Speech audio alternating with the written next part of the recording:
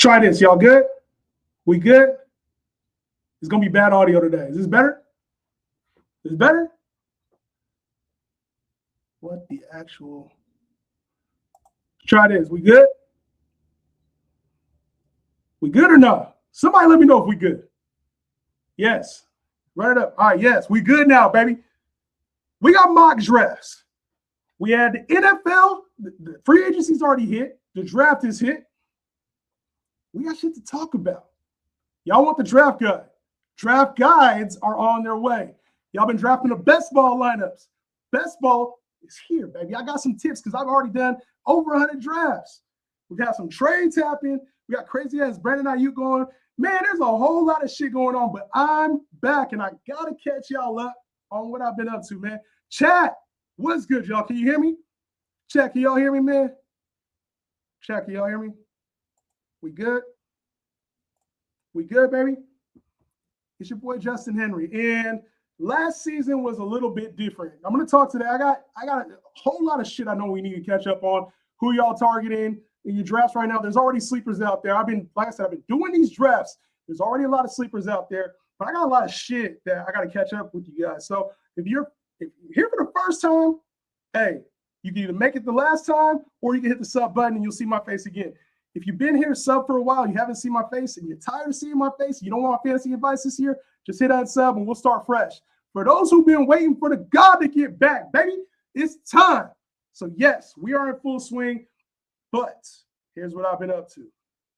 Over the last year, I left y'all high and dry, probably around like week 5. And I know the mic ain't the best right now. Listen, this shit is not working. I got to get a better mic. My other mic, I left it in California. Just so you guys know, I made some changes, all right? But I was overseas. I went to Portugal, Spain, Italy, Germany, Austria, Czech Republic, France. And then I went to Asia. I didn't tell y'all about this. This was a plan that changed. I ended up going to Thailand, Malaysia, Bali, Indonesia, and then came back to Greece. And this was all with my entire family, with five of us total. And I got my 3 kids and my wife. So we had an amazing time and some shit I couldn't even tell you about that you would believe. I mean, we went to the Commanders game and they gave my son the game ball. They signed cleats. Jeremy Reeves signed cleats, gave them to my son. The ref gave us a tell. Like, we saw Eiffel Tower, we saw the Coliseum, we saw the London. Oh, we went to London too. We saw Big Ben. Like, there's a bunch of crazy shit that happened, and I'm sure as the season goes on, I want to be telling you guys about some of the craziest stories. So if you guys got questions about my trips, any funny stories you want to hear about, anything crazy, it was a really good perspective thing for me and for my kids and my family, man.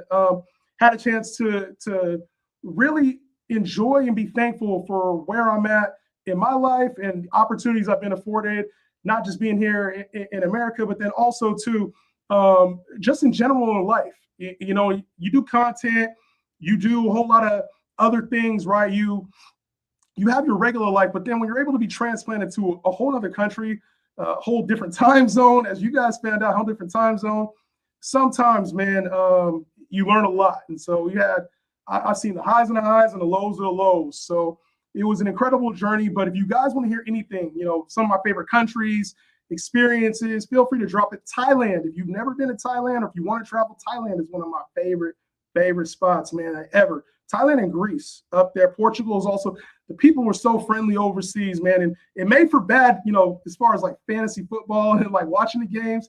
It was tough, but, you know, it was well worth it. So if you guys have any questions about my traveling, would love to go to that. Secondly, I'm a California dude, but guess what? I'm in the STL now, baby. I say I'm from the Lou now. So I moved to St. Louis, moving my family out to St. Louis. Got a couple other things in the works that I want to talk to you guys about. Just not right now, probably in a little while, man. But coming up for us, nothing has changed. We got mock drafts starting up. I'm going to do those next week. We are draft guide. Draft guides are coming out very soon. Not as soon as you think, but we'll be coming up very soon. Planning on doing fantasy football training camp yet again in August. Got to see how things go. And then also, I'm going to talk a lot more about fantasy football mindset. One of the things that I was able to do during my time off was evaluate how I wanted to go over content, right?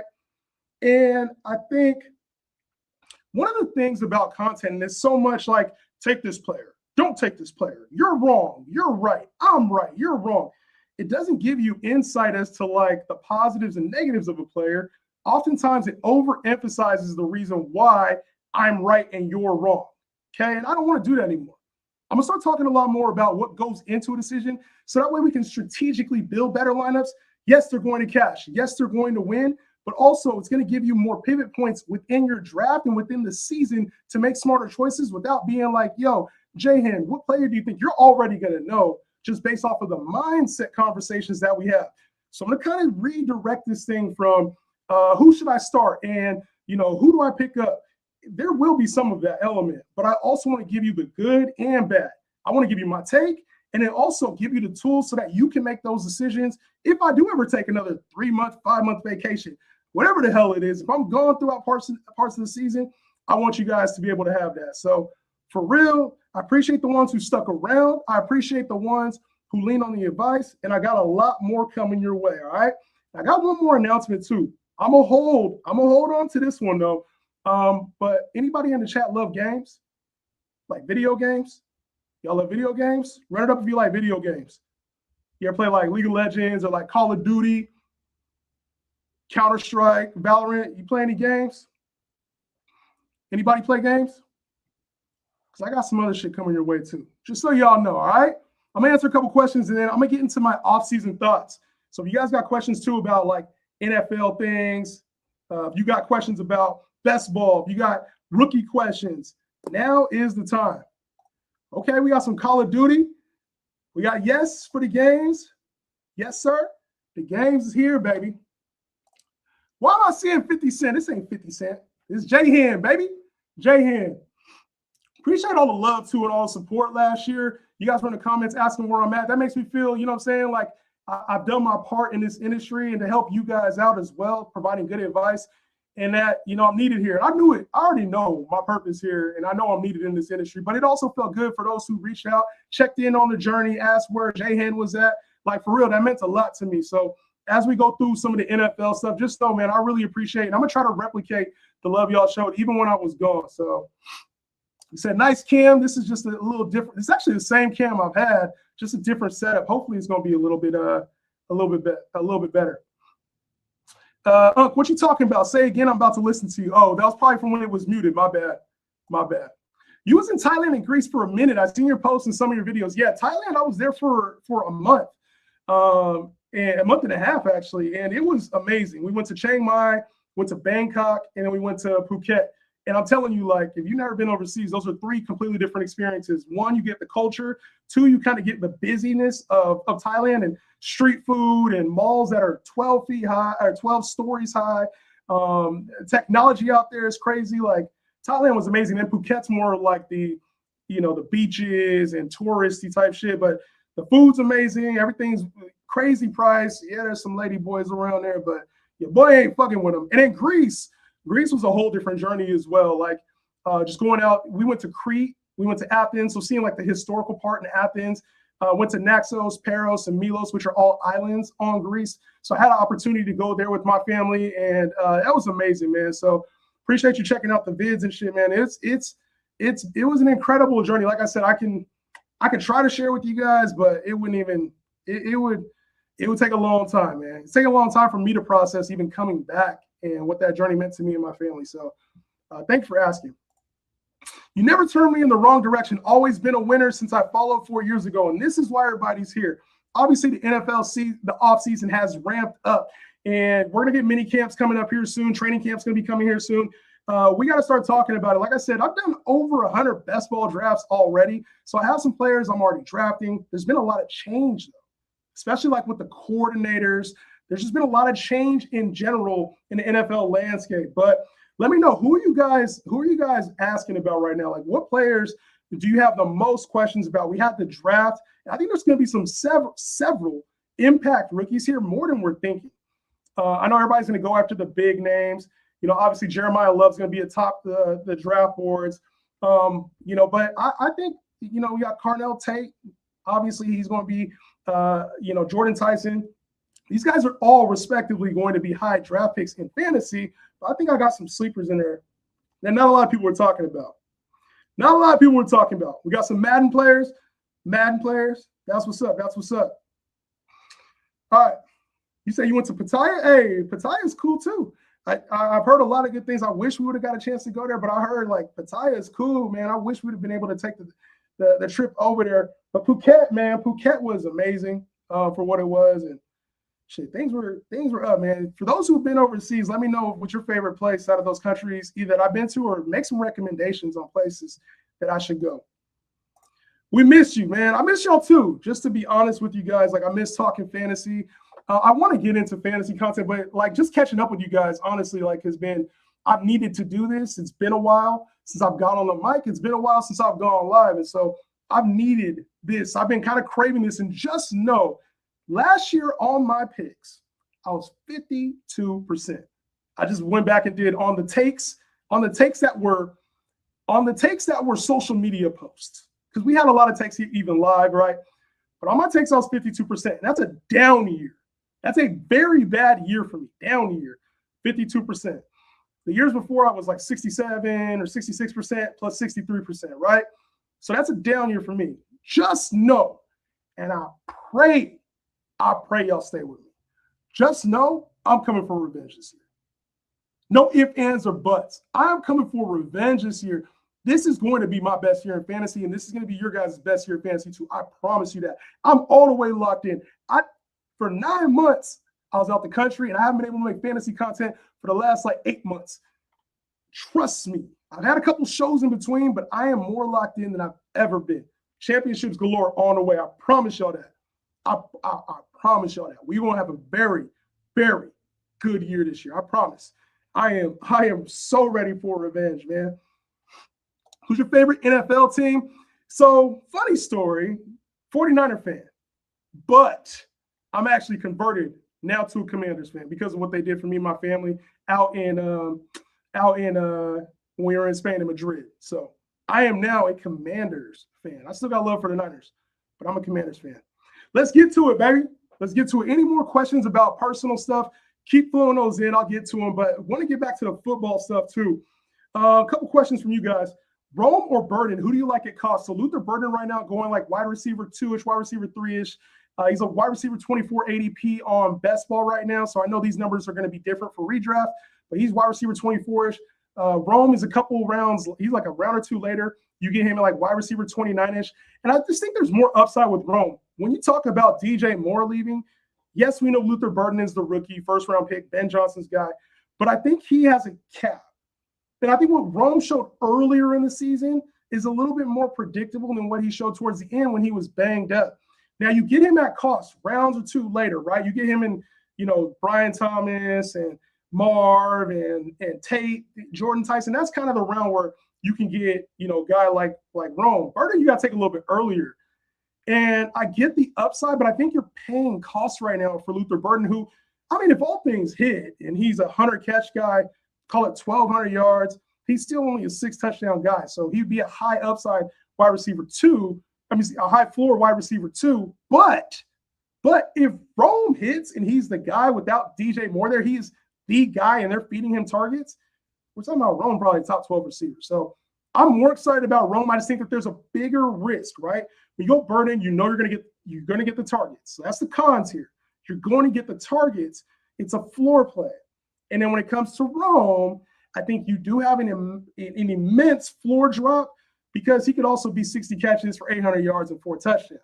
They could lean on a little bit more on Colston Loveland, who they got big plans for. Luther Burden could be the one. I like them both. But I think if I had to prefer one, I'd take the higher risk asset in Rome a little bit later because I think he also provides more upside. So that's why I like it cost. I like Rome a little bit better than Burden. Who do you guys like? Rome or Burden at cost? Who do y'all like? Who do y'all like? Woo! I've been needing this. Been needing this, baby. Been needing this. Best strategy for best ball. Now, best ball has a few different formats, right? You got like your best ball mania, which is just a typical best ball lineup. You also have your weekly winners, which is a 1-week competition. Basically, you're competing each week. You have your daily, right? Like, so you do your tournaments for your daily stuff. And then you also have like the eliminator. So there's super flex on there. So I think for best ball, one of the things that I have been doing is anchoring a good quarterback. Anchoring a good quarterback. And by that, I mean Josh Allen. So what I found last year is we didn't have the receiver play that we were supposed to have. Like, obviously, JSN, Puka, they killed it. But it was like the other receivers just weren't there. CeeDee Lamb got hurt, didn't perform as well. Jamar Chase had a down year. A.J. Brown had a down year. A lot of the top guys, Amon-Ra St. Brown was a wide receiver 3 with like 1,300 yards or something like that. I don't know the exact numbers. Don't quote me on that. But I do believe in best ball, the quarterback value, because everybody found late round quarterbacks last year, has plummeted. Josh Allen's the QB 1, 2, or 3, no matter what. Every year he's played since his ascension, he's been a top 3 quarterback. And I think to get that value in the 3rd round is crazy. So I like anchoring that, because then you don't have to take 2 or 3 quarterbacks in your draft. You could take later ones with higher upside. You could take a Cam Ward. You could take a Malik Willis. You could take an Aaron Rodgers. You could take a Sam Darnold, right? You could take some value picks later on. Deshaun Watson, if you're feeling however you're feeling, with Shador, you can take a Michael Penix or Tua later. Like, I think you have more options, and then you can build around Josh Allen and have the higher upside quarterback-wise and know you're going to have a top quarterback. He's not going to get hurt because he's durable. So I really like that. I like kind of taking a lot of tight ends early as well this year. For whatever reason, if you go into these drafts right now, you have Travis Kelce, who is the tight end 10. George Kittle's the tight end 9. Kyle Pitts is the tight end 8. Dallas Goedert is like the tight end 15, even after his season last year, all those touchdowns he had. You got Dalton Kincaid with upside, tight end 14. You got Mark Andrews without Isaiah Likely there, tight end 11. So I don't think the market has fully adjusted to this tight ends, and I don't think people understand who these tight ends are. Sam Laporta is at tight end 6, right? We're already showing love to Tyler Warren, who had a great rookie season. He's probably going to be better, but we're giving him a lot of love. Colston Loveland, the tight end 3 right now, probably going to be better, but we're giving him a lot of love. Like, I think that there's a deep discount, and if you do take a quarterback early or you decide to load up on other positions, I think taking 3 of the top 15 tight ends puts you in a really good position, especially if you compare one with the quarterback, right? You can get Josh Allen and Kincaid alongside Kelce and Kittle. You can get Kyle Pitts, Harold Fannin, and Dallas Goedert along with Jalen Hurts. Like, it gives you the weekly upside you're craving, plus like down the stretch, if there is a big tight end game, you're covered. So I just think in general, getting 3 tight ends is a must. And I can go over some more too. I don't want to spend every minute on best ball, but those are some things that I have noticed.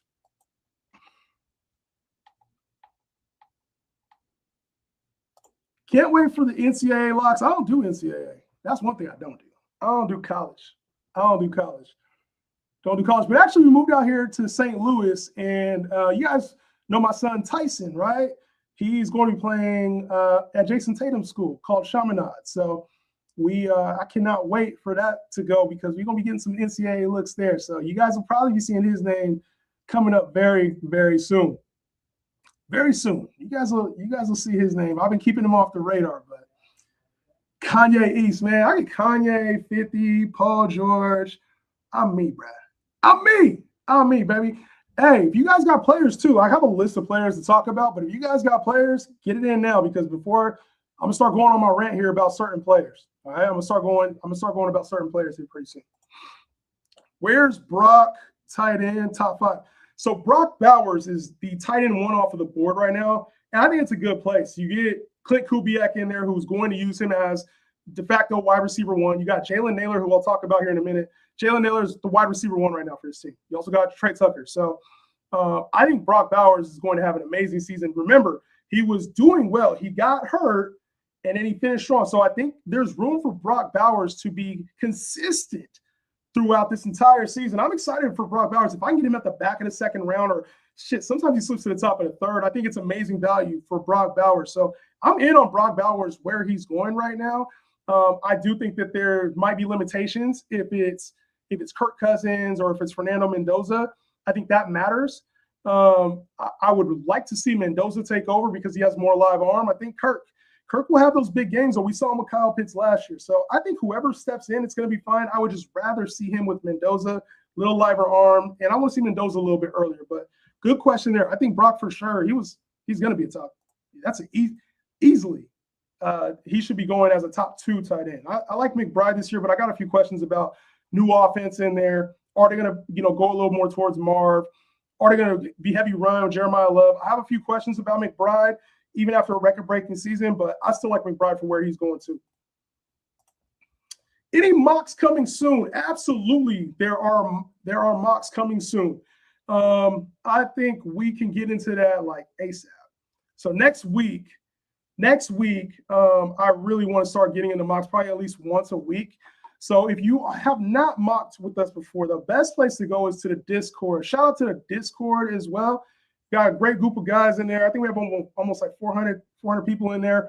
I want to try to grow that thing to like 1,000 people this year, at least, right? We provide a lot of good information in there. Not when I say we, I mean the guys in there, because they do a lot more than I do in there, just to be honest with y'all. But it's a place, if I send alerts out for like joining leagues with me, for joining a mock draft with me, that's the best place to be, is in a Discord. So if you haven't joined the Discord, join it. I don't even know if there's a link anymore. I got to put a link somewhere to the Discord. I don't think I even have that link anymore. But we'll get that up here soon. I got a lot of things I got to work on, man. And like I said, I got one more major update for y'all. I've been mock drafting Mahomes going late. They're scared of his injury, getting Allen in the 3rd and Mahomes in the later rounds. Listen, I love the strategy of at least getting Mahomes in the later round, pairing him with Allen. You have your 2 quarterbacks. I also don't mind the idea of making Mahomes your first quarterback and pairing it with Justin Fields in best ball and then taking a later guy, because now you have your quarterback covered. I don't know why Pat Mahomes, George Kittle is the tight end 9 or 10. Mahomes is QB 11 or 12. I think these injuries have some guys very, very mispriced, because if they're available week 1, Mahomes was a top 2 quarterback before he got injured. I hope everybody remembers that. George Kittle is a perennial top 3 tight end on a per game basis when he's available. I know he has a little injury risk, but like Kittle, as barely a top 10 tight end, he's a top 3 guy when he plays. It just doesn't make sense. There's a few guys coming back from injury that I think the best ball world is a little bit scared of. Ones that I am scared of Tyreek Hill. And I've been a big Tyreek Hill guy over the years. I'm probably not going to draft a lot of them, because I don't think he comes back till like mid-season. And he has to find a team, and he has to perform. And I think he's coming back from a dislocated knee at his age. I'm not expecting Tyreek Hill production. I think he can provide some splash plays, but I'm not willing to bet on that. Have him sit on the injured reserve when we need those spaces at times. I'm going to be out on Tyreek Hill, when normally that's a player that I would go for.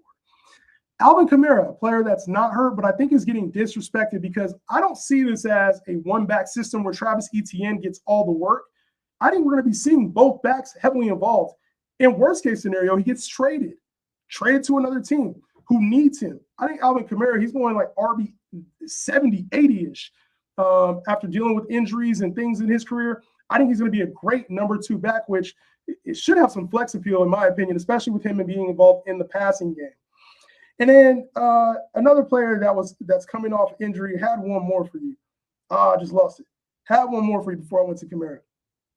There's another injured player that I think is being disrespected right now in drafts. We'll talk about it later, but yeah, the injuries sometimes scare people off. Jonathan Brooks is going really low right now. He's an RB 40. And I think Jonathan Brooks has a good chance of taking over the starting role over Chuba Hubbard as the season goes on. So, yes, I think injuries oftentimes scare people. They don't scare us over here, all right? They don't scare us. Where Brooke White in top 5? What does Brooke White mean? But we talking about, let's pivot to Rachaad White. Who is the running back 1 in Washington right now? Tell me. Do you think it's Bill Krosky-Merritt? Because I sure don't. They drafted Katron Allen in the 6th round. Do you think it's him? Because I sure don't. Give me the guy who was just the starter for the Tampa Bay Buccaneers coming over to play with his college buddy, Rachaad White. Why are we not treating this as a potential PPR gem? Do y'all remember Rachaad White was going like top 15 running back at times? Austin Eckler was showing out at times last year and in previous seasons. We've had running backs do well on this Commanders team, and although I don't think he has top 12 potential, I think he could easily be a top 15 to 20-ish running back he's going well outside of the top 30. He's like, I want to say he's like RB 35-ish because they don't know who the starter is, him or Bill Krosky-Merritt. Rachaad White is clearly the better talent. Krosky-Merritt was losing work to Chris Rodriguez last year. Like, I saw it in person when I was in Spain. I think Rachaad White is being heavily, heavily discounted. And for those who are looking for, those running backs, those fringe running backs, the ones where you don't know the dead zone, I think Rachaad White is one of those you can almost like stack up on receiver, stack up on elite tight end, stack up on elite quarterback. You get Rachaad White and throw him in there, and now you have high upside at the running back position. So I don't know who Brooke White is. I don't know what you're talking about there at the top 5. But Rachaad White, I think he's a top 15-ish type back you're getting an RB 30 discount. So we were really high on Rachaad White at one point. Remember, I want to say he was being drafted as a top 12 guy not too long ago. I do want to say that. Man, woo! I can't wait to mock with you guys. I cannot wait to mock draft with y'all because I got to see who you guys are feeling, right? Like Calvin Ridley's going, he's like the 190th pick right now in best ball. Calvin Ridley. I know you get Wan'Dale Robinson, you get Tate, but like if he's on the field, he's going to be better than wide receiver 80, right? I think there's some deep discounts that we haven't talked about yet, but it is what it is. I do want to talk about the running back position, though, real quick. Running back position. Almost lost my water there. The running back position, okay? I think last year was an anomaly. We didn't get high wide receiver production really across the board. And I think that's kind of inflated some of the running back positions, right? I do think you're elite guys. You're Saquon Barkley, Ashton Jeanty, you got Jahmyr Gibbs, Bijan, CMC, Jonathan Taylor. Like, those guys deserve to go early. But then that next round, like round 3, round 4-ish running backs, I don't see the edge that everybody else does with them, right? You get to like Kyron and Josh Jacobs, they're 4th round, 3rd round assets. That's fine. And then there's that like next tier. And I think that's where like DeAndre Swift has been pushed up in a major way. You get Travion Henderson, who I think has elite potential some weeks, more best ball than redraft. I think he's been pushed up a little bit too far because people missed on him last year in a way, right? He was getting drafted in the 3rd round last year. We see the explosive plays. I think ETN has been pushed up a little high. Like ETN was somebody who was the RB 30 coming into drafts last year, RB 25-ish, RB 30-ish coming into drafts last year. You get a Bucky Irving dealing with an injury. He's still being put up as a top 15 back. So I think there are some mispriced mid-round running backs that I don't like, and I feel like you can get elite value at the wide receiver position. Davante Adams was a top 10 to 12. I can't remember the number. Davante Adams was a top 10 receiver last year, and he was a top 10 receiver until the last game.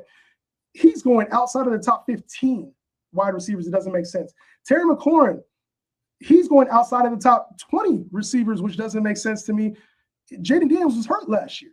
So for me, I just think that there's a lot of mispriced value at the wide receiver position. People are scared of Mike Evans going to San Francisco when he's absolutely going to kill it in the red zone. They're talking about, lessening CMC's workload. Who do you think's going to get the ball in the red zone? Mike is. Mike's going to have a good bounce back year with the Niners on a 2 or 3 year deal he signed.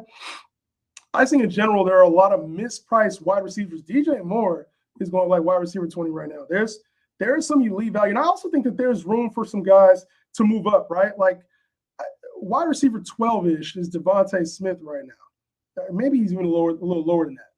But I think Devontae Smith has room to be like a top 10 receiver. And I normally don't take receivers like Devontae Smith. He goes right now in best ball, top of the 3rd round, right around like Josh Allen territory. So you got to kind of make a hard decision there, like based on how you build out your team. But Devontae Smith legit has like 1,400-yard upside. Mekhi Lemon, Hollywood Brown, Dallas Goedert. Who else is there? Literally, who else is there for the Eagles? Now, I know that they're going to have a new offense in place, right? Run-heavy offense, old Rams offense. You got Saquon Barkley probably taking on a little bit higher workload, just in the ground game. But when I think about the passing game, like Jalen Hurts is going to throw for 3,000 yards. He does about 3,000 yards a year. His main receiver is going to be Devontae Smith. There's no more A.J. Brown here. And Devontae Smith was getting 1,000 yards with A.J. Brown on the field. Every time A.J. Brown stepped off the field, what we say, oh, this is time for the Devontae Smith blow-up game. He had a big game. It's going to come. We're talking about the players probably going to score somewhere between 7 to 10 touchdowns. Devontae Smith, a huge value, in my opinion, in the third round. A couple players I missed on last year. I want to go over these guys. And tell me what you guys think. Am I being crazy or not about these two? These two in particular. Both of them going outside of the top 25 receivers currently. Now, I want to get your guys' opinion on. They're both high risk. Brian Thomas and Marvin Harrison. Okay? I know we're back here again. They go around Jordan Tyson range, Tate range. So you're kind of getting those rookies. Those rookies now that, okay, they're first-round assets, or do I take the guys who were first-round assets before and disappointed? Rome goes around that range. And for me, I just think that they're too high upside to not take. I get Brian Thomas. I get the concerns with Brian Thomas. You got Parker Washington there. Obviously, Jacoby Myers stepped in nicely. Two guys that may be ahead of Brian Thomas in the grand scheme of things. But it's easy to forget Brian Thomas was dealing with an injury last season. So when it comes to Brian Thomas, you have to take the world of outcomes. The first year when we were looking at a guy who was a first-round draft pick potentially last year, high second-round draft pick, wherever you took him, with the upside to have over 10 touchdowns, 1,000+ yards, or are you taking the version from last year who had a couple bad drops, was inconsistent, and now if they have other receivers in place, can't help your fantasy team. I think in general, there's way more upside for a Brian Thomas or even a Marv than there is for some of these rookies who probably have to wait throughout the season. Tate obviously has to deal with Ridley still. You still got Wan'Dale Robinson. The offense doesn't move very well in Tennessee. You kind of have to deal with that unless Daboll just fixes things immediately. You also have Jordan Tyson, who's dealing with the second-year quarterback in Tyler Shook. And you also have Chris Olave there, and Juwan Johnson. And the run game, ground game now is two prolific backs in the backfield. So in my opinion, I think that taking one of these guys with a little bit more elite upside as opposed to the rookies with a little bit more skeptical scenarios is the right move here. Still love Marv. Obviously, new offensive coordinator in place. This is a big season for Marv, who put on some weight last year at times. You had Kyler Murray come in and not play the part, was replaced by Jacoby Brissett. What do we do with Marv? Because the talent is there. We notice it's year 3. Now it's different because it used to be before. Year 3 was the year. And it changed to year 2. Year 2 is the wide receiver ascension now, right? But when it comes to Marv, the talent's still there. He was dealing with the injury last year. Sat him out. He had to go on the IR. Damn near went on the IR. I can't remember if it was IR or if it was close to it. But Marv didn't have the season we wanted. I think the talent is still there. And if you have a guy, number one, you have to give him opportunities, whether it's Jacoby Brissett starting or if it ends up being Carson Beck starting later in the year, you still have to give Marv a chance to be the guy this year. You already paid Trey McBride, knows he's going to be a part of the offense, but what do you have in Marv? And if it's not Marv, is it Michael Wilson? I think that's a big question mark. I'm willing to buy the risk. Marv is a very risky asset, but as your wide receiver 3, maybe your wide receiver 2, depending on how you do your lineup, potentially even your wide receiver 4, if you stack it right, Marv has immense upside to outplay his current draft spot. So I really like Marv at the position right now. I talked about 2 players already. If you guys got questions on specific, I'm going to go through. Run up the chat, y'all. Y'all still watching? Run up the chat, baby. Run up the chat, baby. More questions. I'm going to answer a couple that came in earlier, but I've already talked about 2 players that I like. Omarion Hampton, who's kind of crept up since I talked about him. Before I had him, middle, the back end of the second round. He started to creep up now to the top of the second round. I still like Omarion Hampton. He's just going a little higher than I would like. So, yes, I am very high on Hampton still. It's the price tag. The price tag has to add up. And I think right now, I'm not sure if the price tag is adding up. So that's my major concern when it comes to Omarion Hampton. And then Jonathan Brooks, I just talked about him, but I think he has the path to being consistent ball carrier. Everybody's scared off the injuries. You're going to be scared off the injuries. That's fine. But if he hits, this guy has like RB2 potential on a weekly basis. former second-round pick. There's a ton of upside when it comes to Jonathan Brooks. One of my favorite picks as like a dead zone RB2, RB3 player. Like, I think that there's immense upside. Immense. So let me know your guys' thoughts on some of these other guys. I have a few other players I want to talk about, but let's get into the questions. This year feels like a lot of RBs have been pushed up. Market was low on RBs last year. Now it's high on RBs this year. Do we zig when market zags? I know you always preach best available. What's your take? So very good question here. And I just kind of alluded to this.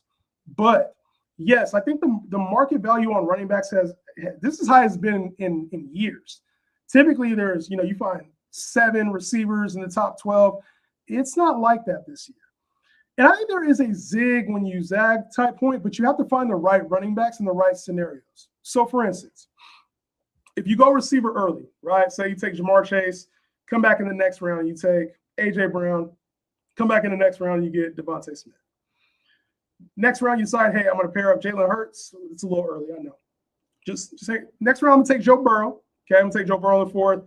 And then now I got to start to adjust the running back position. Now you have some consistent options, and then you also have higher upside options. So I think it gives you a little bit of wiggle room. And yes, to zig when others zag. You can take a DeAndre Swift, a guy who has upside to be an RB1 on any given week. You take a TreVeyon Henderson if he falls to you. You could take a Rachaad White a little bit later on. There's a lot of, you could even wait a little bit longer and take a Jordan Mason, the guy who's probably going to get the starting nod. Aaron Jones was a free agent. They had to re-sign him. It seems like a change in the guard might be happening there. Jordan Mason's another player you might be able to get. So while there's, the sexier running backs, pause. There's the other running backs you could take, Jeremiah Love and Devon Achane and Derrick Henry and Chase Brown. All those guys are second-round picks right now. And I think that you could find better value with the receivers like Drake London. You got A.J. Brown in that range. The problem, I would say, is that if you go all receiver early, you're forced now to take some of the same types of running backs. And then after the top 30, you're now playing a guessing game, which is fine. I think that there's some high upside guys, but there's not a lot of high upside rookies, right? I think that's the one thing you want to look for with backup scenarios is like high upside rookies who could take over late. I don't see a lot of that. Most of the backups right now have a good backup behind them. You talk about Jordan Mason, you got, Aaron Jones, you got, you either have a good backup or you have like a super high risk reward backup, right? Malik Washington behind like Ashton Genty. You got a good running back in Isaiah Pacheco behind Jahmyr Gibbs. You have Brian Robinson behind Bijan Robinson, right? But then you got nobody behind. You got basically nobody behind Ollie Gordon behind Devon Achane. You got DJ Giddens behind Jonathan Taylor. You got Jordan James behind CMC, or if you like Kaleon Black. But I think that there's just a tier break between some of these running backs and their backups. So, yes, I do like zig when you zag. It's just you are going to be taking the same running backs in the same range once you've already kind of faded the position. I say get one again. I like getting one running back. I don't think it's necessary, but I like getting one running back, especially in best ball. Welcome back, Teddy. What's good, bro? What's good, man? Yes, back, and I will be better than ever. Are you a St. Louis Cardinals fan? How are they doing this season? Actually, just went to a game last week. I don't know how they're doing. I think they're doing pretty well in their division. I don't think they're a great team. And I'm not a Cardinal. I'm a Cardinals fan now because now I'm from the Lou. I'm from the Lou. From the STL, shorty. You can find me in St. Louis. Right? I'm from the Lou now. Nah, but like I said, I just moved out here to St. Louis. So, yeah, that's why I'm rocking the hat. You'll probably see some more St. Louis swag and gear from me. But, yeah, it's funny because they had the Rams out here. So I would go to the little, the Lids and Nike store and shit. They got Rams gear in there. I'm like, why is the Rams gear out here? And I'm like, oh shit, they took the team away from a few years ago. So yeah, man, I like St. Louis, man. St. Louis, if you've never been to St. Louis or Missouri, a lot of people talk shit about Missouri for whatever reason, but I didn't even know what the hell was out here in Missouri. But I've come from Sacramento, California to Missouri now, and to be honest, there's a lot of things I like better than California out here in Missouri. So thoughts on Tua and ATL? Good question here. At the end of your best ball drafts, because I don't think these guys are getting drafted in redraft, but at the end of your best ball drafts, when it comes to Tua or Michael Penix, which player are you taking? Now, the easy answer for me is Michael Penix, right? But he comes with so many question marks. How does he look after his surgery last year? You know, he's been at minicamp throwing, but can he get in the game? Like, he hasn't evolved all the way to 11 on 11. And then I think also, too, can he play more consistently than he did last year? There was high expectations for Michael Penix. But unfortunately for him, I think the lights were a little too bright at times, and the consistency wasn't there for Michael Penix, especially when it came to us in fantasy. Now, I do think year 2 growth is there. You also have a new offensive coordinator there. So you bring some elements from the old Rams, philosophies. And I think this is going to help out Michael Penix, especially with his arm. I think we'll be able to kind of test his arm a little bit more than he did last season. When it comes to Tua, though, one of the things that they've been preaching is his accuracy, which is also much different than what Michael Penix brings to the table. And while I think Tua in fantasy is the much safer pick, right? Like, if he starts, I think he's the safe floor, although at times he's erratic. I think Tua's safer. I do think Michael Penix is going to be the guy. I think they'll give him another opportunity. I think Tua's the backup plan if Michael Penix is not ready. He's left-handed, easy fit in there. I think Tua would have a chance. I don't think they want to give up on their franchise guy yet. And I think starting Tua over Penix, unless it's injury-related, would show that. So while I think Tua might be the first one going off of boards right now, I would rather have Michael Penix. And that's not just me saying that because of last year. Obviously, I was super wrong about Michael Penix last year. Saw the upside, didn't count for the floor. I still love the setup there. And if Penix gets the starting role, we're talking about a guy who could be like a top 12-ish type guy. I think Tua in this setup he's a little bit more limited. But I think he'll do good. I think either one of those quarterbacks, whoever they decide to pick, is going to do really good for the Falcons this year. I think they'll be a playoff team. Jadarian Price from Seattle. I have questions about him. I know he's the only running back there. Really, you got Hulani, or whatever his name is. Then you got Emmanuel Wilson there too. And I'm curious to see how this thing shakes out. If they don't bring in another running back too, it would be interesting. But you lose Kubiak, and to me, that screams a little bit of change at the running back position. I think Jadarian Price can come in and make an impact, and probably deserves more love than I'm showing him. Just to be honest, he probably has a higher floor, especially in the second half of the year. I think Seattle will be good again. But if they're playing well and at the championship level that they did last year, they're going to be leaning on their ground game. And so Jadarian Price could probably be one of those second half assets, right? I also think it might be a little bit more of a committee early on. So it depends on how you want to build your team. If you have a team that needs upside late, I think Jadarian Price is a great pick in the middle rounds, especially if you get guys that are more proven at the top of your draft. The problem is if you take a little bit more of the youth, I think that you need to probably pivot off of Price and choose one of the receivers at that range. We've talked about him. I think there's more upside there. I like Price. I think the price is just about right to account for the ceiling that's there, but then also the floor that comes if he has to split carries for more time than we've seen. So we've seen rookies come in sometimes, and they got to split work, and it lasts until week 12, week 14. The good thing for him is that the names around him aren't that good. They're not. So it's probably going to be Jadarian Price's backfield sooner than later. I like the pick. I'm just not reaching for him right now. I think he's going at a really good price. Is Mike Evans healthy? I haven't seen anything that says he's not. So I know he missed time last year, but I think Mike Evans is good to go. Appreciate all the comments, man. Appreciate all the comments coming in. You back in the States, been drafting for a month now. Yes, I am back in the States. I actually came back towards the end of May. Need a little time to catch up with everything, move my family all across the state. We drove from Sacramento. We actually took like Route 66. So like we saw the Grand Canyon, went through New Mexico, Texas, Oklahoma, Kansas. So we took Route 66, which was actually pretty awesome. But yeah, I've been drafting for the last couple of weeks. But yeah, I'm back in the States and I'm not leaving at least anytime soon. Anytime soon. Gibbs or Bijan, the $1 million question. So, should I answer this one now or wait? This is the $1 million question. And I like both running backs. The problem is I'm a Bijan guy. And I'm going to stay a Bijan guy this year, even though they got Brian Robinson. Jahmyr Gibbs, you Pacheco, Brian Robinson now in Atlanta. I think it has the same effect. What I don't think is that we're getting a Tyler Algier scenario out of Brian Robinson. I don't think he's going to – and I don't think we're getting a David Montgomery situation with Pacheco. Both of these guys are going to be stars. Both of them. The question is, which one of them is going to get hurt. I don't want to say that. Like, I don't want to wish injury. I hope they both stay healthy. But I think that's the only difference of them being RB1 and RB2 or not having explosive years is which one gets hurt. They both have been injury-free, and I pray it stays that way. Right? I want it to stay that way.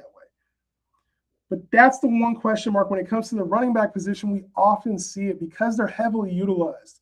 These guys are being used as receivers and running backs. It's the same concern that a lot of people have with Travis Hunter playing receiver and cornerback. These guys are playing two different positions. They play receiver, they play quarterback, they play running back. And when you really think about it, at the top, we always see young running backs. It happens. And I hope it does not happen. I am not trying to say that at all. But there's a high probability one of them goes down for a period of time. Hopefully it's short, no IR, banged up.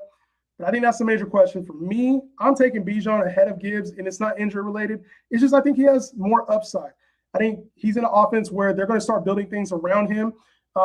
This offense is going to go a little bit more than it has in previous years. I think they tried to give him too much last year with all the receiving work. I think Bijan's going to have an incredible year.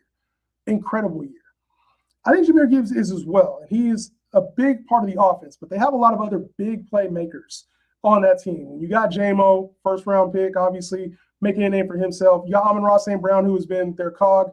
And you got Sam Laporta, who's also another high-profile tight end.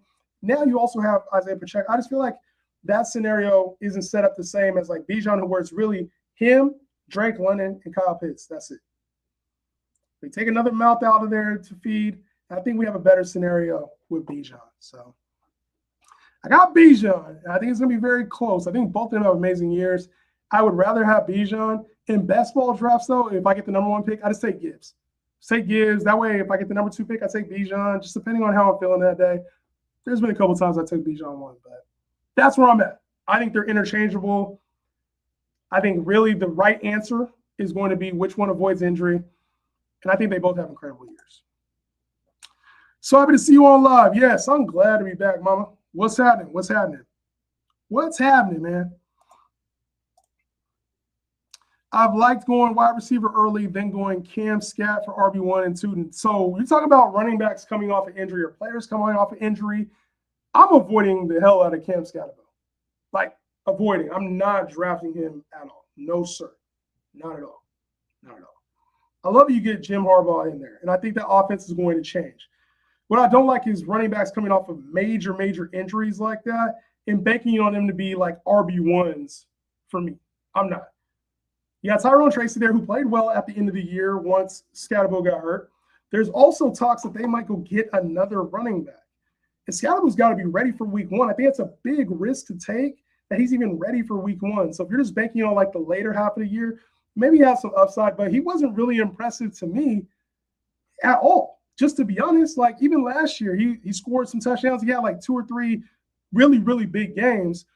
But Scatterbo wasn't like impressive. He wasn't a must-draft player. He didn't have a whole lot of upside to me outside of the touchdown. So like he's not a big play guy. He's more of kind of a bruiser. And we talked about that last year. That's a reason why he got hurt.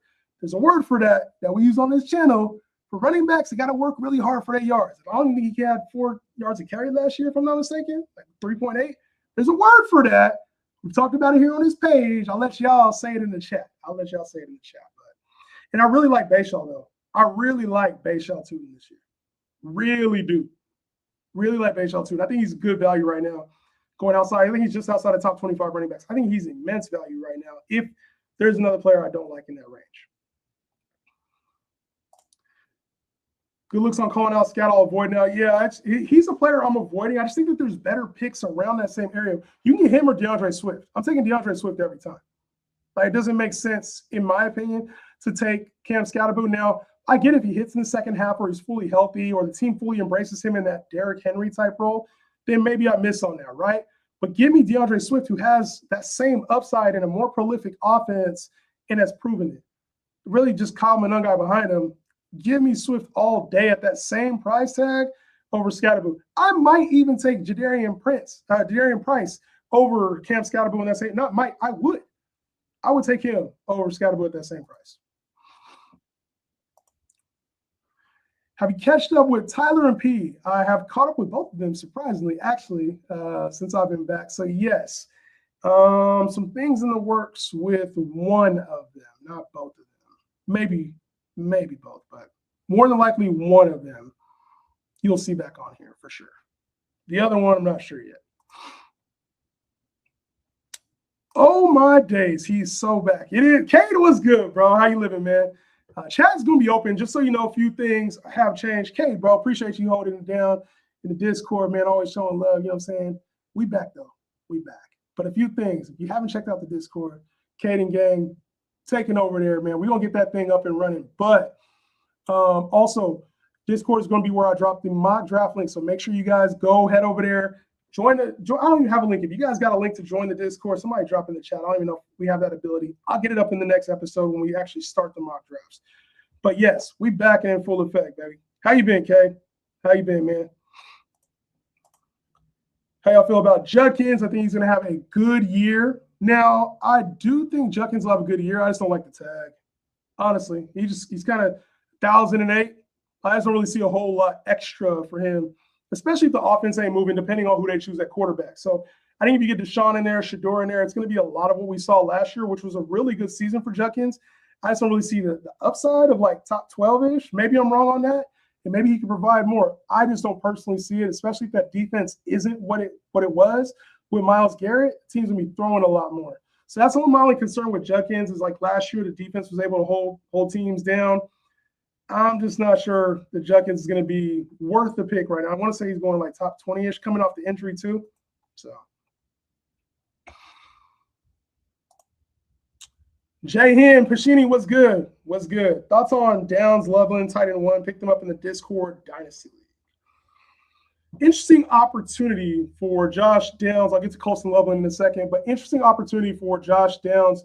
Former third-round pick. Obviously, like he's had moments, but he hasn't been able to put it all together in a complete season, right? He looks the part at times. They signed Alec Pierce, who's dealing with the injury right now, and traded away Michael Pittman, which I still don't understand to this day. He was a wide receiver 18 last year in PBR. I don't understand why they traded him away. I don't get the obsession with like getting rid of Michael Pittman, coming off the back injury. That didn't make sense to me. Now that that's out the way, I do think Josh Downs has a little bit of like potential. You know, if Daniel Jones is throwing 2,500, 3,000 yards, he should be somewhere in the 800 to 1,000 yard range. Tyler Warren's probably the bigger piece here to benefit.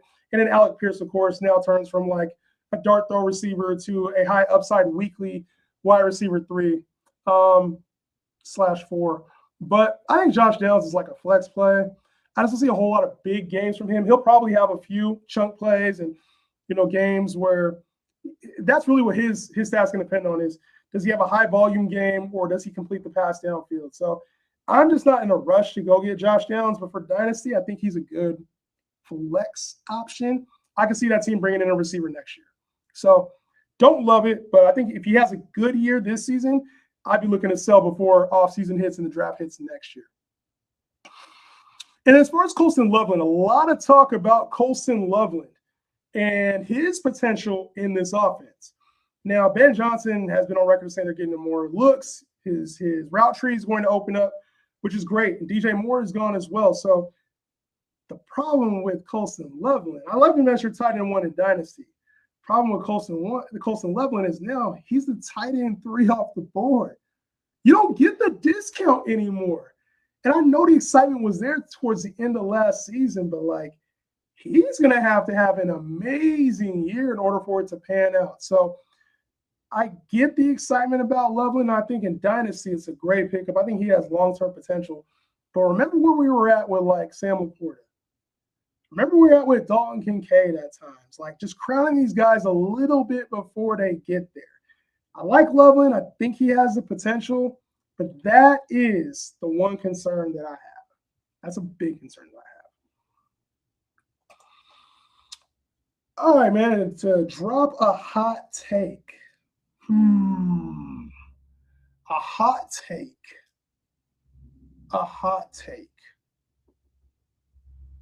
I'm not ready for a hot take yet.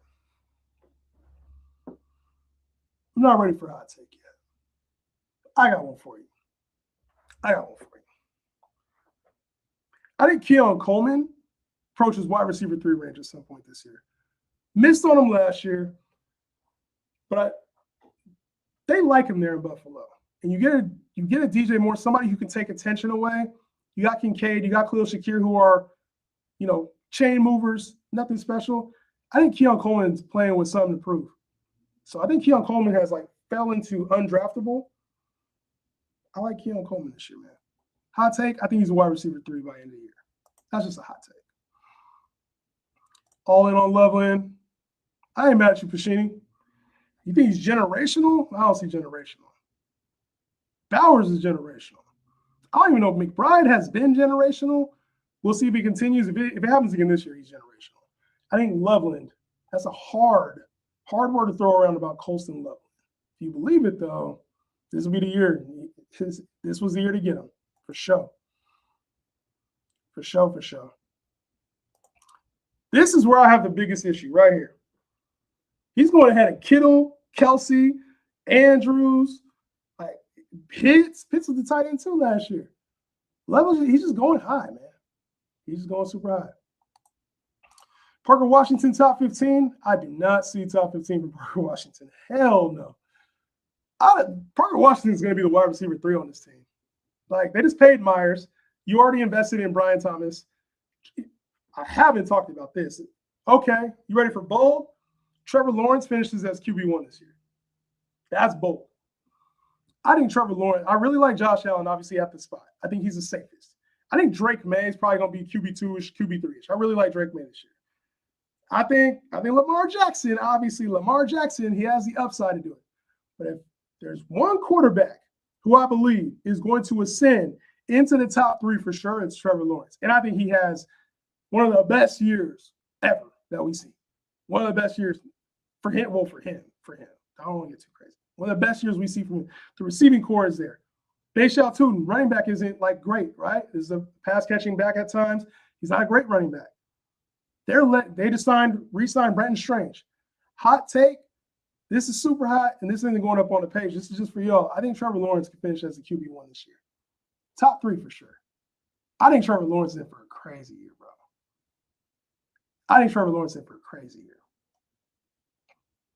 Crazy year. I'm not reaching to take him, though. I'm not reaching because I think there's other quarterbacks that have the same potential. That's just an internal thought. So when I say Trevor Lawrence, I'm not reaching to take him. If he falls to me and I compare him with Brian Thomas, I love doing that in best ball. I think in real drafts, once redraft hits, he's going right now QB10. I would love to get him, Mahomes at QB11 and QB12, Brock Purdy at QB13. If I miss out on Josh Allen, that's about the range I'm waiting to get another quarterback. I'm cool off Justin Herbert. I like Caleb, but I'm cool off Caleb at the price. I like Jalen Hurts at the value right now, QB7. I'm not forcing it, though.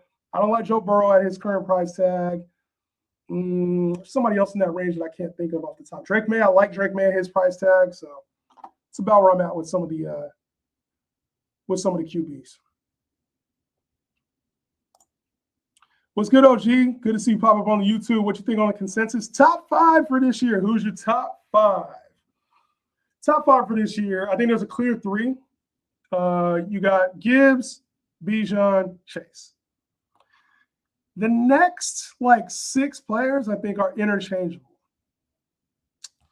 I think there's a case, obviously, Puka and JSN deserve to be the next top 5. That's what they deserve that. So if I have the 4th pick in best ball, I'm taking Puka. If I have the 5th pick in best ball, I'm taking JSN. When it comes to redraft, though, I'm going to be different. I think CD belongs in the top 5. And I think Jonathan Taylor might belong in the top 5 as well. CMC probably deserves that love. I'm going to avoid it just in case they dial back his workload. And I got to mitigate some risk on the injury front, right? I know he played really well last year. He has potential for it. I'm going to kind of stay away from CMC in redraft. I think in best ball, I'd take him because if he hits, the upside's crazy. Jonathan Taylor, towards the end of last year, faced tough schedule. Quarterback was hurt. I think he has some of the craziest single-game upside we see at the running back position. And I think when it comes to CeeDee Lamb, we're going to see a tremendous bounce back. Injured year, but there was a case for CeeDee Lamb at number 1 last year. There was a case for CeeDee Lamb with George Pickens. He dealt with injury, also had to deal with George Pickens kind of taking on a larger role. I think we see CeeDee Lamb remind people who he was. I like CeeDee Lamb in the top 5.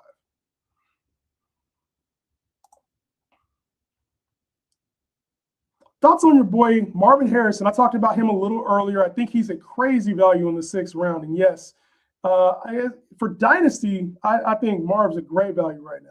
Tremendous value. I think he's a good draft. In redraft, he's a great value. That's why he's a great value right now. So across the board, Marvin Harrison is a tremendous value. And I don't know if it's going to be Carson Beck that comes in later, but I'm confident with him even with Brissett. This will be Justin Herbert's best year in the league, lad top 7. I think with McDonald, we're going to see some things shake up, but they're going to a yak-based system. Quentin Johnston's talked about it. I think Ladd's going to have a great year. I think Quentin Johnston's going to have probably a surprising year. And then Trey Harris is a second-year guy. I think will have bigger impact, especially if they don't bring back Keenan Allen. So they brought in David Njoku. I'm kind of down on Gadsden. A lot of people like Gadsden. Down on Gadsden, kind of down on Njoku. I'd rather have Njoku at the cost. But yeah, I'm excited a little bit about Trey Harris. I think if he figures some things out, he can be a sneaky play, even in redraft. But yeah, Ladd, I don't know about top 7, but Ladd should have a good year, and I think Quentin Johnston will repeat what he always does.